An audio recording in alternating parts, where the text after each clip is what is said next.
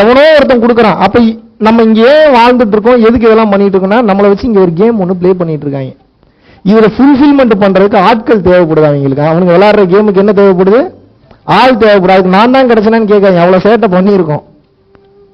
சும்மாலாம் கொண்டு வந்தாலும் கோர்த்து விட மாட்டாங்க. புரியுதா உங்களுக்கு? இதுல தெளிஞ்சிடறவன் தப்பிச்சிருவான், தெரியாதவன் மிதி வாங்குவான். எல்லா நேரத்திலையும் மிதி வாங்குவான். எப்படி அப்படின்னா, இப்போ ஒரு பெரிய பிரச்சனை ஒண்ணு வருது, ஒரு செகண்ட்ல என்னால மனசளவுல இருந்து வெளியில வந்துட முடியும். ஒரு செகண்ட்ல வெளியில வர முடியும். வாண்டடா ஒருத்தனை வச்சு செய்யணும்னு நினைச்சிட்டேன்னா மனசுலயே வச்சு அவனை திருத்துற வரைக்கும் வச்சு செய்யும். அது வேற மேட்டர், அதை விட்டுருங்க. நான் நினைச்சா ஒரு செகண்ட்ல வெளியில வரலாம். உங்களால ஒரு செகண்ட்ல வெளியில வர முடியுதா? ஏன் வெளியே வர முடிய மாட்டேங்குது? அகங்காரம் தடுக்கும். ஒரு சின்ன எக்ஸாம்பிளுக்கு நடந்ததை நான் சொல்றேன். இப்போ ஒரு 2 நாள் முன்னாடி நடந்தது. இப்போ அந்த வீடியோ கூட போட்டிருந்தேன். எங்கேயாவது நம்மள ஒருத்தன் அவுட் பண்ணிட்டானா கப் ஐஸ் நான் அவுட்னு ஏத்துக்கணும்னு எத்தனை அந்த வீடியோ பாத்தீங்க? பாத்தீங்களா? Very good. அது ஏத்துக்க மாட்டீங்க. பிரச்சனையே அதுதான். நானும் என்னோட ஃப்ரெண்டும் ஒரு ஹோட்டலுக்கு போறோம், ஒரு தனியார் ஹோட்டலுக்கு போறோம். அங்க வந்து பாத்தீங்கன்னா ஒரு இம்பார்ட்டன்டான மீட்டிங், அடுத்து கோயம்புத்தூர்ல ஒரு ஃப்ரீ கிளாஸ் பண்றதுக்காக டிஸ்கஷன் போயிட்டு இருக்கும். அடுத்த ஹோட்டல் நீங்க பண்ணலாமான்னு பார்க்கும்போது ஒரு பெரிய கோடீஸ்வரங்க இருக்கக்கூடிய அது ஹோட்டல். அது டிராவல் பண்ணி ஒருத்தர் செம ஸ்பீடா வராரு. இவன் என் ஃப்ரெண்ட் என்ன பண்ணிட்டாரு, அவர் குறுக்க வந்து இவருக்குள்ள போயிட்டாரு. அவர் போகக்கூடிய லிஃப்ட் வழியா அவர் போயிட்டாருங்க. அது ஒரு பெரிய மிஸ்டேக்கே கிடையாது. உள்ள போனா அந்தாலும் அப்படியே இன்னும் முறைச்சு என்னையவே பார்த்துட்டு இருக்கேன். டேய் நான் என்னடா பண்ணேன், என்னைய முறைச்சு பார்த்துட்டு இருக்கேன்ற மாதிரி மைண்ட்ல. எனி ப்ராப்ளம் பிரதர் அப்படின்னு கேட்டேன். அவன் கண்டபடி திட்டுறான். கெட்ட வார்த்தை மட்டும் தான் பேசல. என்ன நீ பாட்டுக்கு மாஸ்க் போடாம வர? மாஸ்க் அங்க போடணுன்ற அவசியம் கிடையாது. அவ்வளவு அறிவு இல்லாம நம்ம ஒன்றும் சுத்துறது இல்லை. நீ பாட்டுக்கு உள்ள வர, மாஸ்க் போடாம இருக்கிற. இவன் என்ன நீ இடிக்கிற மாதிரி வரான். திரும்பி அவரை பார்த்தா, ஐயோ உன்னால எனக்கு சேர்த்து திட்டு வாங்கி கொடுக்குற, ஏன் அப்படி பண்றா? அவர் சிரிக்கிறாரு. கடைசியில 15 சாரி கேட்ட. எத்தனை சாரி? Cup ice. யார் அவுட் இந்த டைம்? நான் தான் அவுட். நான் எவ்வளவு பெரிய குரு தெரியுமா, நான் எவ்வளவு பெரிய வழிகாட்டி தெரியுமா, எனக்கு காஞ்சி விஸ்வநாத சுவாமிகள் ஆசீர்வாதம் பண்ணியிருக்கிறார் தெரியுமா, வள்ளலார் மாதிரி அவரெல்லாம் என் கனவுலயே காட்சி கொடுப்பாரு தெரியுமா. நான் அவனுக்கு தெரியுமா? அதெல்லாம் அவனுக்கு தெரியுமாங்க? அவன் சொல்லுவான், அவன் சம்பந்தமே இல்லாம பேசுவான். அப்ப உண்மையான அறிவு ஞானம் என்பது என்னன்னா, உங்களுக்கு போட்டி. இதெல்லாம் கேமா விளையாடுவாங்க. அவன் எவனையாவது ஒரு ஆப்போசிட்ல, அவன் இதுக்கு முன்னாடி எவனோ ஒருத்தன் கூட போயிருக்கலாம். நான் போகும்போது ஏன் உள்ளுக்குள்ள ஏறணும்? மனசை டக்குன்னு மேல இருந்து நவகரங்கள் மாத்தி விட்டுக்கிட்டே இருக்கும். மாத்தி விடும் போது என்ன ஆகும் அப்படின்னா, அந்த மனசை தூண்டி விட்டு அந்த வார்த்தையை பேச வச்சிடும். அந்த வார்த்தையை பேசும்போது நான் திமிருத்தனமா ஏதாவது பேசினா எனக்கு மார்க் கம்மி பண்ணுவானு. நம்மலாம் we are earning the marks. என்ன பண்ணிட்டு இருக்கோம்? இது கேமா பாருங்க. கேமா பாத்தீங்கன்னா வலிக்குமா? சீரியஸா பாத்தீங்கன்னா வலிக்கும். நான் ஒவ்வொரு சம்பவத்தையும் நான் கேமாகத்தான் பார்க்கிறேன், விளையாட்டாகத்தான் பார்க்கிறேன். நீங்க பொண்டாட்டி உண்மை, புள்ள உண்மை, குழந்தைங்க உண்மை. யாரு உங்க பொண்டாட்டி பிள்ளைங்க நீங்க சொல்றத கேட்கறாங்களா? உங்க குழந்தைங்க நீங்க சொல்றத கேட்கிற மாதிரி இருக்கும். வளர வளர பாருங்க எப்படி கேட்குதுன்னு நானும் பாக்குறேன். நீங்க கேட்டீங்கன்னா முதல்ல உங்க அப்பா அம்மா பேச்சு, அப்புறம் எப்படி உங்க புள்ள மட்டும் கேட்குதுன்னா காலங்காலமா தொன்று தொட்டு வரக்கூடிய விஷயத்த மாத்தணும்னு நினைக்கிறீங்களா? எப்படி முடியும்? அவனுக்குன்னு அறிவு வளரும் போது என்ன ஆகுனா, நான் தான் பெரியவன்ற அகங்காரமும் சேர்ந்து வளர ஆரம்பிக்கும். முதல்ல அதை புரிஞ்சுக்குங்க. அப்ப என்ன மாதிரியான ஆட்களே தினமும் அடிபடுறோம், மிதி போடுறோம், அசிங்கப்படுறோம் அப்படின்னா, ஞான நிலை என்பது என்னன்னா, நோ சூடு நோ சொரணை. இதுதான் ஞான நிலை. இதை ஓப்பனா யாரும் சொல்லி தர மாட்டாங்க. ஏன்னா நீங்க எப்படி வருவீங்க? எனக்கு எதை பத்தி கவலையே இல்லை. கத்துக்கிட்டா கத்துக்குங்க, கத்துக்கலன்னா இப்படியே ஃபீல் பண்ணுங்க. வலிக்க கூடாதுன்னா நீங்கள் கனவாகத்தான் பார்க்க வேண்டும். நீங்க கனவா பார்க்கலன்னா வலிக்கும் உங்களுக்கு எல்லாமே. இது ஒரு கேமா பாருங்க. கேம்ல வந்து உங்க ஃப்ரெண்டு நீங்க விளையாடுறீங்க, உங்க பொண்டாட்டி பிள்ளை விளையாடுறீங்க, உங்க பொண்டாட்டி நீங்க தோக்கடிச்சிட்டீங்க அப்படின்னா அப்ப பெருமை போறீங்க. ஓகே, அதுக்காக வந்து பாத்தீங்கன்னா உங்க பொண்டாட்டி ஃபீல் பண்ணிக்கிட்டே இருப்பாங்களா? ஐயோ நான் தோத்துட்டேன், ஐயோ நான் தோத்து. கேம் தானே. ஆனா உங்களுக்கு தெரிய மாட்டேங்குது, கல்யாணம்ன்றது ஒரு பெரிய கேம்ன்றது தெரிய மாட்டேங்குது. அதான் பெரிய பிரச்சனை உங்களுக்கு. எதுக்காக இவ்வளவு தூரம் வாழணும்னு நம்ம நினைக்கிறோம்? யோசிச்சு பாருங்க. உள்ளுக்குள்ள உங்க உணர்வை ஜாலியா வச்சிருக்கணும்னு நினைக்கிறீங்க. நீங்க ஒத்துக்குங்க தயவு செய்து. எது பண்ணாலும் எனக்கு ஜாலியா இருக்கணும்பா, அவ்வளவுதான்ப்பா. இது யாரும் ஏத்துக்க மாட்டீங்க. ப்ரூவ் பண்ணிடலாமா? ஏத்துக்க மாட்டீங்களா? நீங்க கார் வாங்கணும்னு கைகால் விளங்காம போயிருந்தா கார் வாங்குவீங்களா? வீடு கட்டணும்னே வீடு ரெண்டா இடிஞ்சு விழுந்துரும். எந்த வீடு கட்டினாலும் இடிஞ்சு விழுந்துரும். வீடு கட்டுவீங்களா? செக்ஷுவல் இன்டர் கோர்ஸ்ல ஈடுபடும் போது கண்ணுல இருந்து ரத்தமா வரும், காது ரெண்டு கேட்காம போயிடும், உயிரே போயிருந்தா பண்ணுவீங்களா? குழந்தை பெற்றுட்டா குழந்தை செத்துரும், நீங்களும் செத்துருவீங்கன்னா குழந்தை பெற்றுப்பீங்களா? அப்ப உங்களுக்கு தேவை வெளியில இருக்கக்கூடிய செயல்கள் கிடையவே கிடையாது. வெளியில எது செஞ்சாலும் உள்ளுக்குள்ள ஜாலியா இருக்கணும்னு நினைக்கிறீங்க. அதானே? மத்த ஸ்பீச் எல்லாம் கேட்காம என் ஸ்பீச் கேட்கறீங்க. அது கேட்கும் போது உங்களுக்கு எது தூண்டுது? ஒத்துக்கீங்க, அதான் உண்மை. இப்ப மத்தவங்க பேசும்போது நான் 100% நான் பேசினா அணுக்கள் வெடிக்கும். ஏன்னா நான் பேச மாட்டேன். வேற ஒண்ணு பேசுதான், அதனால அந்த வேலையை செய்ய வைக்கிறது. உங்களுக்கு டைம் வரும்போது உங்களுக்கு புரியும். இப்ப ரொம்ப டீட்டெயிலா எனக்குள்ள ஆராய்ச்சி பண்ணவே நீங்க பண்ணாதீங்க. நீங்க மட்டும் தெரிஞ்சுக்கங்க. உங்களுக்கு தேவை என்னன்னா, இந்த உள்ளுக்குள்ள இருக்கக்கூடிய செல்ஸ்க்கு வந்து உணவு கொடுக்கணும். அது எப்படின்றது உங்களுக்கு தெரியல. நீங்க எல்லாம் என்ன நினைச்சிட்டு இருக்கீங்க? சந்தோஷம் நினைச்சிட்டு இருக்கீங்க. ஆனா உங்களுக்கு தெரியாது, அதிகப்படியான சந்தோஷம் ஏற்பட்டாலும் கொப்பளம் வந்து உயிர் போயிடும். தெரியுமா உங்களுக்கு? சந்தோஷம்ன்றது என்ன? கெமிக்கல் ரியாக்ஷன் தானே. கெமிக்கல் ரியாக்ஷன் தானுங்க. உடம்புல ஒரு விதமான கெமிக்கல் ரியாக்ஷன் நடக்கிறதுனால இன்ப நிலைக்கு போறீங்க. ஆமாவா இல்லையா? அளவு கடந்து 24 மணி நேரம் கெமிக்கல் ரியாக்ஷன் நடந்தா என்னத்துக்கு ஆகுறது? உடம்பு என்னங்க ஆகும்? என்ன ஆகும்? ஏன் வாயை திறந்து பேசுங்க. என்னையவே பேச விட்டு வேடிக்கை பாக்குறீங்கல்ல. அமிர்தமும் நஞ்சு. தெரியுதா? இப்ப நமக்கு 40-50 வயசு, நீங்களாம் பரவாயில்ல, ஒரு 20-25 வயசு 30 வயசுல வந்துட்டீங்க. நான் ஒரு 28 வயசு பையன் இப்படி உடச்சு பேசுறான் அப்படின்னா 80 வயசுல யாராவது வந்து கேட்டாங்கன்னா எவ்வளவு பெயின்ஃபுல்லா இருக்கும் அவங்க வாழ்க்கையை நினைச்சு பாருங்க. நன்றாக புரிந்து கொள்ள வேண்டும். தயவு செய்து புரிந்து கொள்ளுங்கள். உங்களுக்கு தேவை இந்த உடம்ப, இந்த உணர்வை நல்லா வச்சிருக்கணும்ன்றதுதான் எல்லா வேலையும் பண்றீங்க. பில்கேட்ஸுக்கு அதுதான், ஜெஃப் பீசோஸ்க்கு அதுதான், அலிபாபா ஃபவுண்டருக்கு அதுதான்,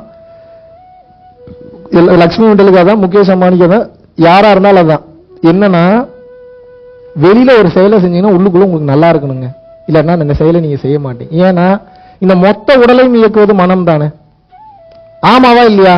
இதை உடன்படுறீங்களா மறுக்கிறீங்களா? மனம்ன்ற ஒண்ணு இல்லைன்னா உடல் செயல்படுமா? இதுக்கு என்ன ப்ரூஃப்? கோமா ஸ்டேஜில் இருக்கிறவன பேச வைக்க முடியுமா? எந்திரிச்சு போய் ஏதாவது வேலை பாடுறானா பாப்பானா? ஆனா உயிர் இருக்கு, உடம்பு இருக்கு அவனுக்கு. ஏன் செயல்பட மாட்டான்? மனம் என்பது அவனுக்கு இல்லை. ஒத்துக்கிறீங்களா இல்லையா? சரி, அப்ப இந்த உடலும் உயிரும் இருந்தா மட்டும் போதாது, மனம் என்பதும் அவசியமாகிறது. ஆனா கோமா ஸ்டேஜில் இருக்கிறவனுக்கு அது இல்லை. அப்ப என்னன்னா, கையை எடுக்கிறதுனால சரி, கண்ணை திறக்கிறதுனால சரி, சாப்பிடுறதுனால சரி, தூங்குறதுனால சரி, நடக்கிறதுனால சரி, ஊர் சுத்துறதுனால சரி, எது பண்றதா இருந்தாலும் மனம் என்பது அவசியம் ஆகிறது. இதுல கிளியரா இருக்கீங்களா? அப்ப மொத்த உடலையும் இயக்குவது எதுன்னு எடுத்துக்கலாம். அப்ப நம்ம மனசை பத்தி பார்க்கணுமா உடலை பத்தி பார்க்கணுமா? முதல்ல அதை தான் பார்க்கணும், அப்புறம் தான் உடலை பார்க்கணும். இப்போ இந்த மனம் என்பவனோட ஒரு கேரக்டர் என்ன? இப்ப என் கேரக்டர் என்ன? மகாவிஷ்ணு எதா இருந்தாலும் கொடுத்துருவாருங்க எடுத்துன்றது. இப்ப நீங்க புரிஞ்சுக்கிட்டீங்க. ஒரு சில பேர் புரிஞ்சிருக்கீங்க, ஒரு சில பேர் புரியாம இருக்கீங்க, ஒரு சில பேர் கூட பழகும்போது புரிஞ்சுப்பீங்க. ஆனா இப்ப மகாவிஷ்ணு பார்த்து என்ன தோணும்? அவர் எல்லாத்தையும் சொல்லி கொடுத்துருவாருங்க, அவர் எதா இருந்தாலும் பண்ணிடுவாருங்க அப்படின்றது என்னுடைய குணமா நீங்க நினைக்கிறீங்க. கரெக்டா? இந்த மாதிரி ஒவ்வொருத்தருக்கும் ஒவ்வொரு குணம் இருக்கு. இப்ப அன்னை தெரசான என்ன குணம் நினைக்கிறீங்க? தியாகம், நல்ல ஒரு கருணையான உள்ளம்ன்றீங்க. சூப்பர். அகத்தியர்னு என்ன தோணுது உங்களுக்கு? தமிழ் பற்று, சித்தர், நல்ல பவர்ஃபுல்லான ஒரு ஆள், என்னெல்லாம் தோணுதோ அதெல்லாம் சொல்லுங்க. சரிங்களா? சரி, ஓகே. உக்ரைன் அதிபர் இப்ப என்ன தோணுது உங்களுக்கு நினைச்சோன்னு? உக்ரைன் அதிபருங்க, அவர் எங்க மூட்டி விடுறாரு?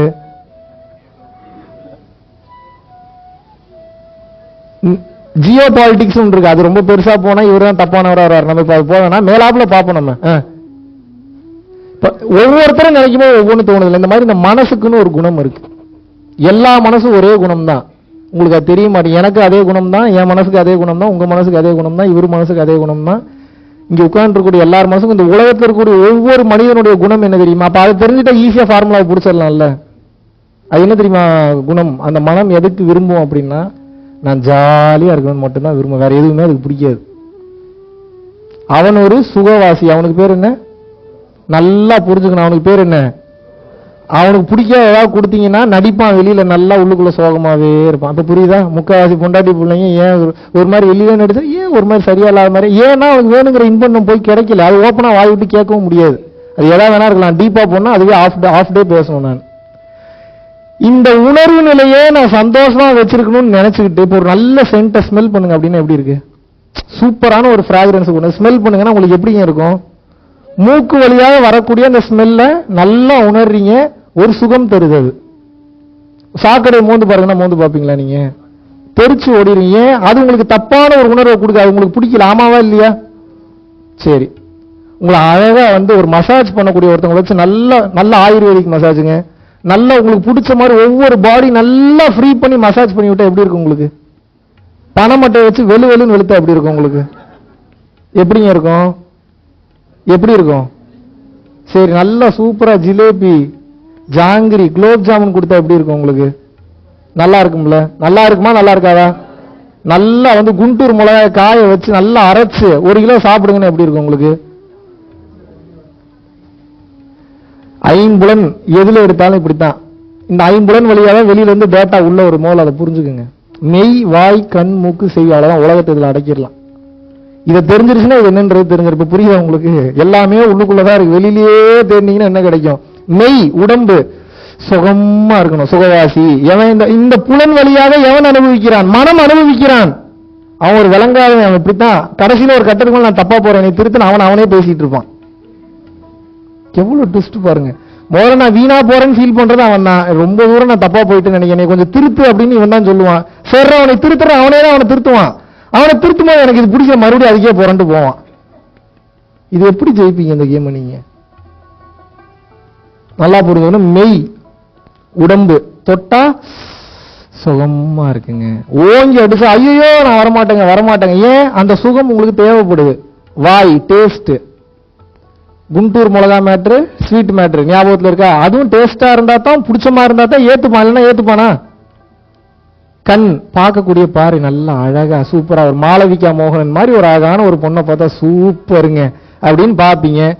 கோவை சரலா 80 வயசுல கொண்டு வந்து பாட்டினா எப்படி நீங்க பாப்பீங்க? நீங்க இல்ல இன்னும் மோசமான நான் வந்து அழகுதான் விரும்புது உங்க மனசு, அதுதானே உண்மை. ஏத்துக்க மாட்டீங்களே. அட்ராக்ஷனான பொருளை முன்னாடி வச்சா தான் உள்ளே வரீங்க, இல்லைன்னா எப்படி வந்து வரீங்க? நீங்க எங்க போனாலும் எதுக்கு அட்ராக்ஷனான பொண்ணுங்களை ஹாஸ்பிட்டாலிட்டியில நிப்பாட்டுறாங்க சொல்லுங்க? அட்ராக்ஷன் விஷயம் தெரிஞ்சவும் அழகா ரூல் பண்ணிட்டு இருக்கான் மேல இருந்து. என்ன நினைச்சிட்டு இருக்கீங்க நீங்க? நம்ம எல்லாம் அவனுக்கு அடிமையான ஒரு வாழ்க்கையை வாழ்ந்துட்டு இருக்கிறோம். நம்ம அவனை போய் ஜெயிக்கணும்னு கூட சொல்ல, நம்மள நம்ம ஜெயிக்கணும்ல.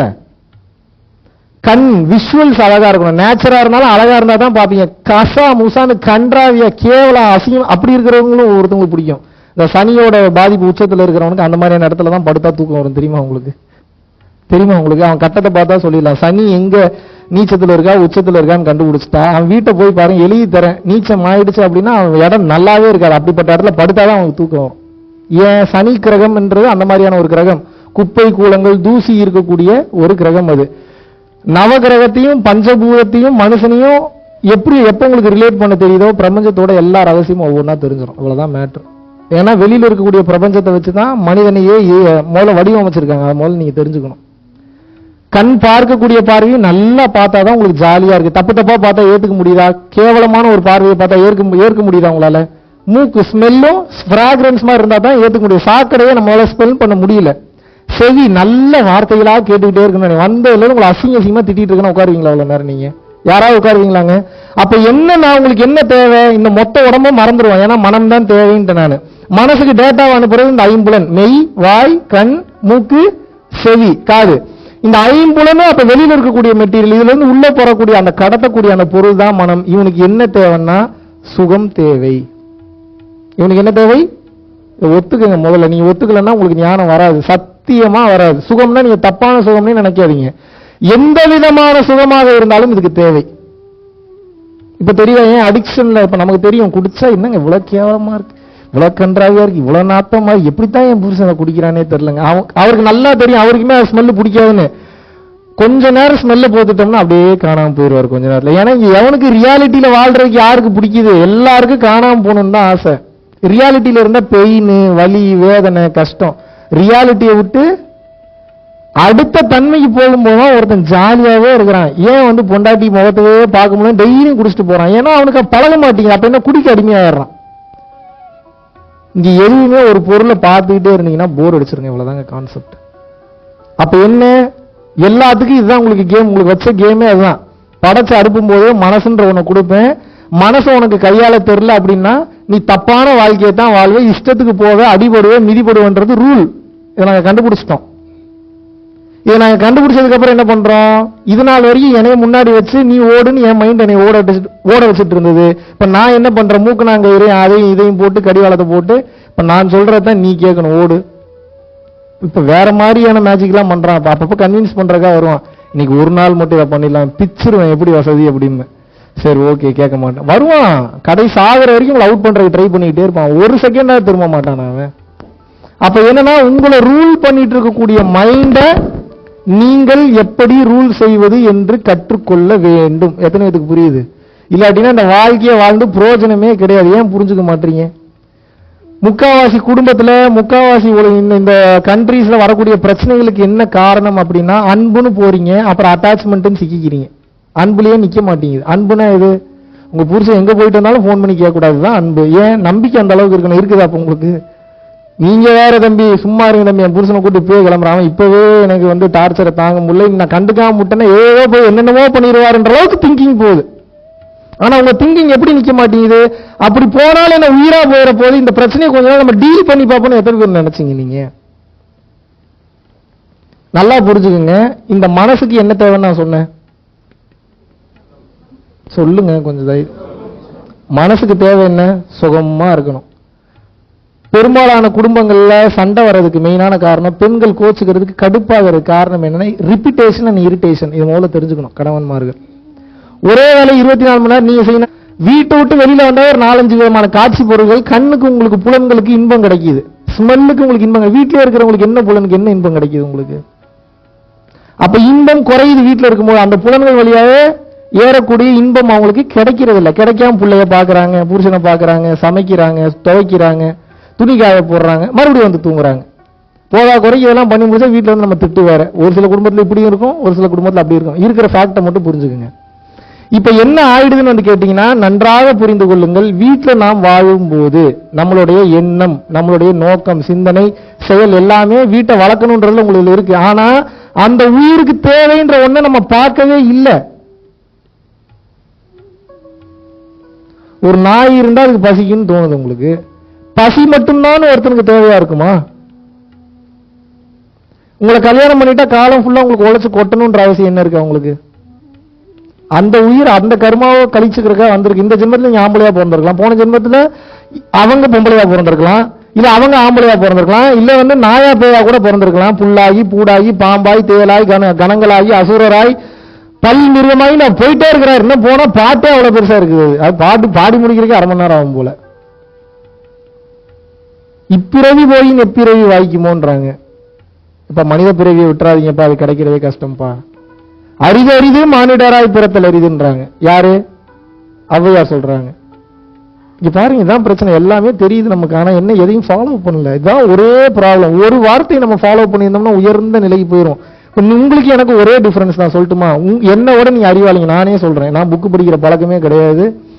அதிகமா நான் புக்கு படிச்சது இல்லை. இது வரைக்கும் ஒரு புக்கு கூட நான் ஃபுல்லா படிச்சதில்லை. மிகப்பெரிய சோம்பேறி.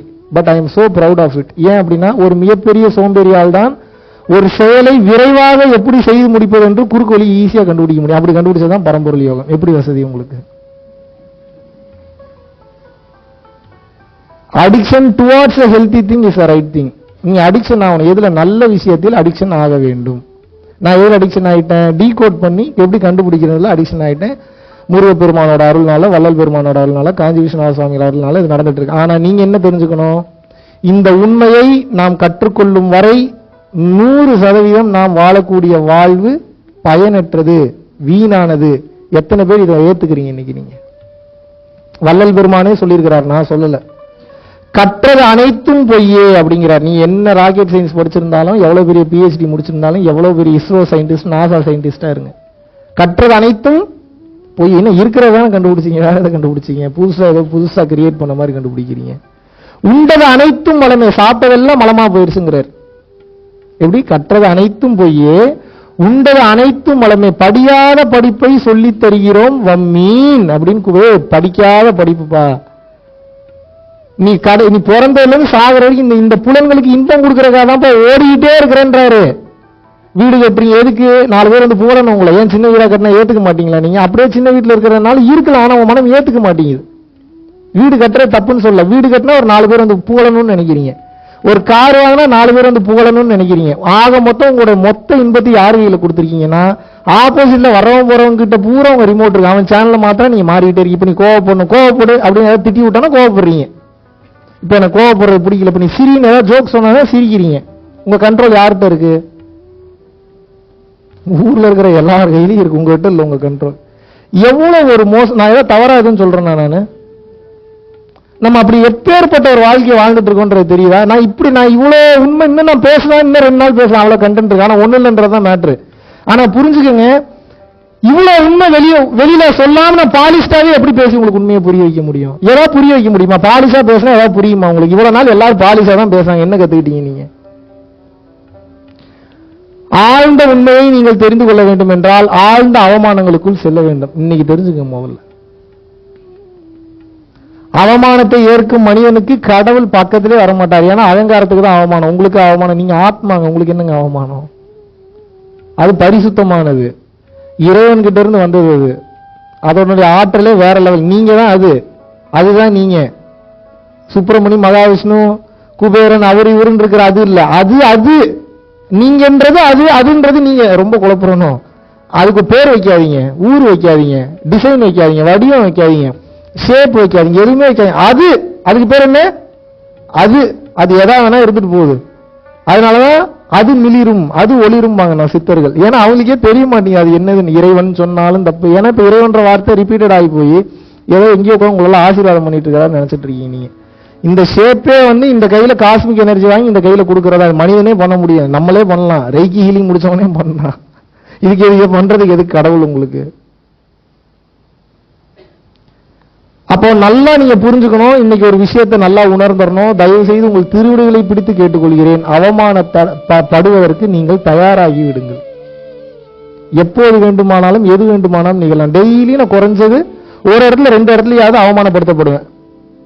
நேரடியாகவும் சரி, மறைமுகமாகவும் சரி. ஏதாவது நியூஸ் நீ அவமானப்படுத்துற மாதிரி வரும், நேரடியாக அவமானப்படுத்துற மாதிரி வரும். இதை நாம் கண்டுகொள்ள கூடாது. ஏன்னா இந்த உலகம் அடுத்த கட்டம் செல்வதற்காக இறைவன் பரிணாம வளர்ச்சியை நிகழ்த்தி கொண்டிருக்கிறார். பரிணாம வளர்ச்சின்றது என்ன? Evolution process. உயிர்கள் வளர்ந்து வந்துகிட்டே இருக்கு. அப்ப அதனுடைய அறிவு செயல்படும் போது அது செயலா வெளிப்படும் தானே. அறியாமையிலையும் வெளிப்படலாம், அறிவிலையும் வெளிப்படலாம். அறிவுல வெளிப்படும் போது பிரச்சனை இல்லை. அறியாமையில வெளிப்படும் போது யார் அனுபவிக்கிறது? நம்ம தான் அனுபவிச்சாகணும். அப்ப இந்த அறியாமையில் இருக்கக்கூடிய அந்த அறிவு என்பது வெளிப்படும் போது வலியும் வேதனையும் வருமா வராதா? அதை ஏன் ஏத்துக்க மாட்டோம்?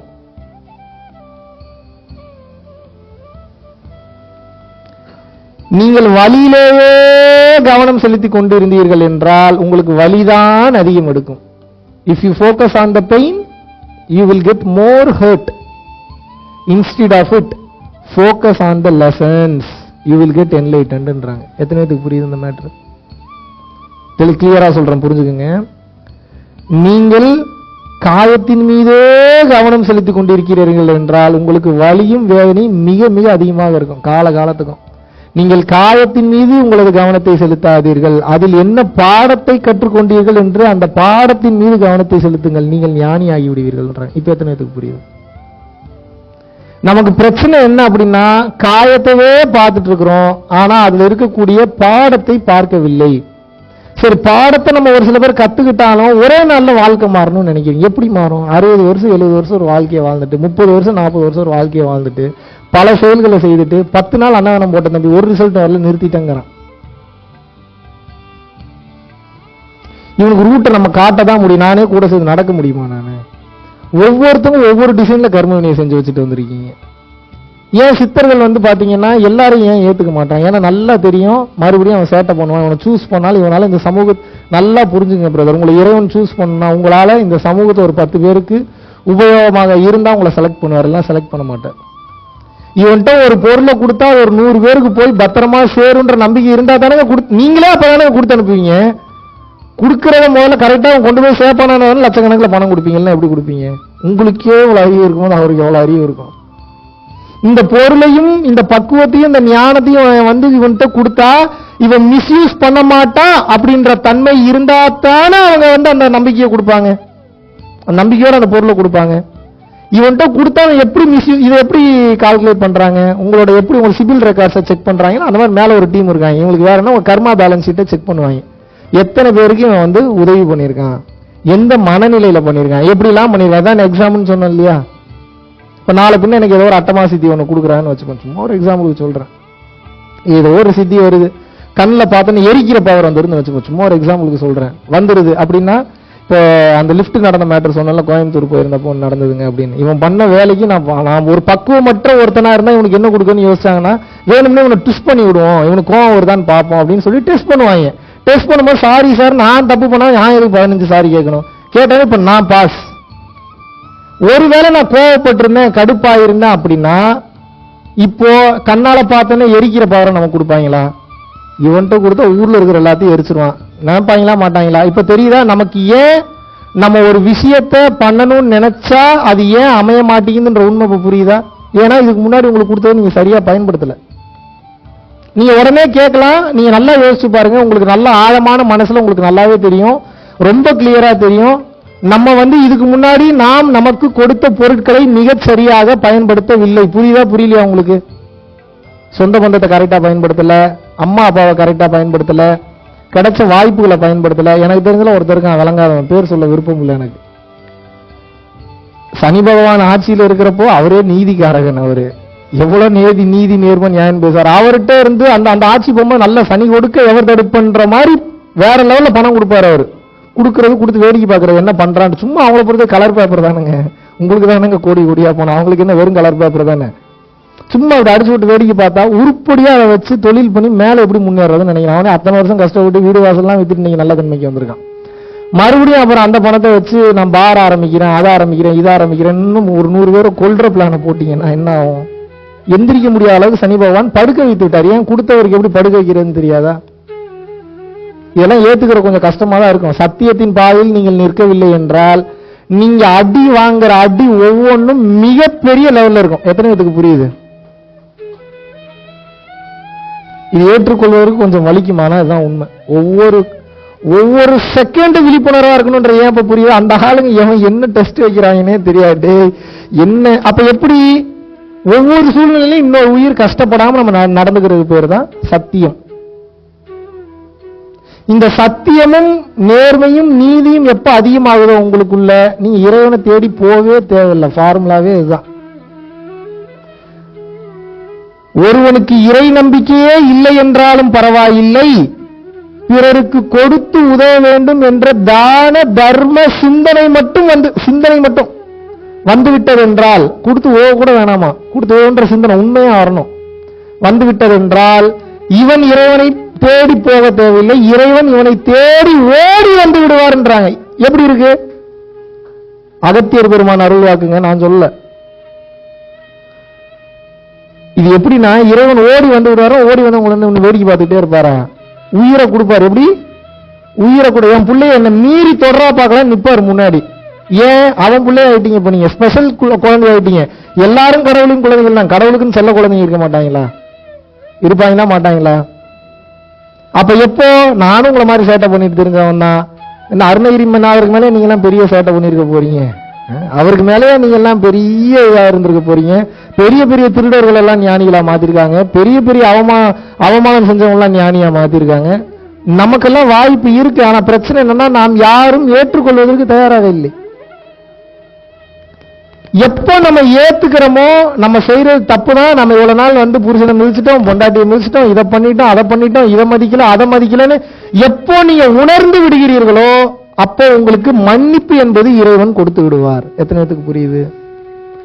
ஆனா கதறணும். அவ்வளவு பாவத்தை பண்ணி வச்சுட்டு மொத்தமும் பதிவா உள்ள இருக்கு. நீங்க என்ன ஏமாத்தலாம், கடவுள்லாம் ஏமாத்த முடியாது. ஏன்னா உள்ளுக்குள்ளேயே உட்காந்து ஃபுல்லா அவருக்கு வேலையே ரெக்கார்ட் பண்றதுதான். உள்ள உட்காந்து விடுற மூச்சுல இருந்து ஒவ்வொரு பேச்சுல இருந்து அவருக்கு வேலை என்ன? அனைத்தையும் ரெக்கார்ட் பண்றது. ரெக்கார்ட் பண்ணிக்கிட்டே இருக்க. இறைவன் ரெக்கார்ட் பண்ணல, இறை அம்சம் ரெக்கார்ட் பண்ணுது. இறைவனெல்லாம் நீங்க கணிக்கவே முடியாது, இதுக்குள்ளெல்லாம் கணிக்க முடியாது. நீக்க மரம் நிறைந்திருக்கும் பேராற்றல். அகத்தியர் போகர் போன்றவர்களே இவரோட அனுபவங்களை தெரிஞ்சுக்கிறதுக்காக இது எங்க போய் முடியும் தெரியாம இன்னும் டிராவல் பண்ணிட்டு இருக்காங்க. ஜாலியா தான் டிராவல் பண்றாங்க. இன்னும் அத்தனை அண்டங்களை பார்க்கலாம், அத்தனை உயிர்களை பார்க்கலாம், அத்தனை பேருக்கு அருள் பாலிக்கலாம். ஆனா இன்னும் முடிய மாட்டேங்குதுங்க.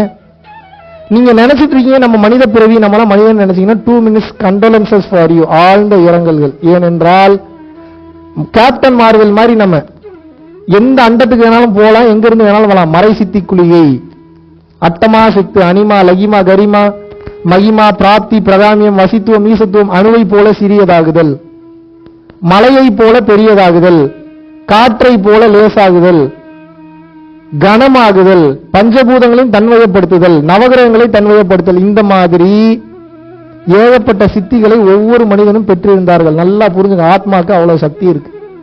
ஆனா இந்த ஆத்மா சரி இதெல்லாம் அடைஞ்சு நான் என்னப்பா பண்றது? நீங்க ஒண்ணும் பண்ண வேணாம். நான் என்ன கேட்கிறேன் அப்படின்னா, ஒரு டிராவல்ல போறீங்க, போகும்போது இவ கொண்டு போங்க, உங்களுக்கு வெயிட்டா இருக்கான கொண்டு போக வேண்டியது. உங்களுக்கு என்ன பிரச்சனை? என்னங்க பிரச்சனை? ஒரு தங்க தட்டை கொடுத்து போய் வச்சு வித்து பொழைச்சுக்கிட்டானா பிச்சை எடுத்துட்டு இருக்கீங்க. ரோடா போய் இதுல ஏதாவது போடுங்க ஐயா, இதுல ஏதாவது போடுங்க ஐயா, இதுல ஏதாவது போடுங்க ஐயா. அப்ப எப்படி இருக்கும்? உணர்ந்தவனுக்கு எப்படி இருக்கும்? அதெல்லாம் பார்க்கும்போது ஒரு சில பேர் குதிச்சிருவான், போங்கடா உங்ககிட்ட எல்லாம் வாழ்ந்து ஒண்ணுதான் வாழாமனா என்னை விட்டுருங்கடா, அவன் தெரிச்சிருவான், என்னை விட்டா போய் எஸ்கேப். பல பேர் அப்படிதான் எஸ்கேப். அவனும் வரமாட்டான். இந்த உண்மையை உணர்ந்தான் முன்னாடி போல வரவும் மாட்டான். வந்தாலும் சொல்ல நல்லா தெரியும். அவன் குடும்பத்தை அசிங்கப்படுத்தி அவன் தோண்டி எடுத்து பேசி அவனை அசிங்கப்படுத்தி காயப்படுத்தி நபிகள் நாயகத்தை என்ன பண்ணீங்க? துரத்துனீங்களா இல்லையா? கல் எடுத்து அடிச்சு துரத்துனீங்க. உண்மையை போதிக்க வந்தப்போ இஸ்லாத்துல இருக்கிறவன்ட்ட கேட்டு பாருங்க. அதுக்கப்புறம் தான் ஏத்துக்கிட்டாங்க அவரை. ஈசனை புட்டுக்கு மனுஷன் வந்தப்ப என்ன பண்ணீங்க? வெளுன்னு வெளுத்தீங்களா இல்லையா? சரி, வள்ளலார் என்ன பண்ண வச்சீங்க? கடை விரித்தேன் கொள்வார் இல்லை, ஒருத்தம் கூட வரலையே போன அவரே ஃபீல் பண்ணிட்டு போயிட்டாரு. பெரிய பெரிய ஆட்களுக்கே இதுதான் நிலைமைனா, நம்மள மாதிரி சின்ன சின்ன ஆளுங்கெல்லாம் வந்தா விடுவீங்களா? நீங்க முடிச்சு கட்டிடுவீங்க. ஆனால் இறைவன் துணை நின்று நமக்கு சேவகம் செய்வார். அப்படி ஃபார்ம் ஆகும் உங்களுக்கு. உங்களுக்கு என்ன வேணுமோ டைமுக்கு டான் டான் டான் டான் வரும். நம்ப மாட்டீங்க நீங்க. இறைவனை நம்பினோர் கைவிடப்படார். எழுதி வச்சுங்க, 100% சத்தியமான வார்த்தை. நம்பணும். உங்களுக்கு நம்பிக்கை வரல, வராததுதான் பிரச்சனை.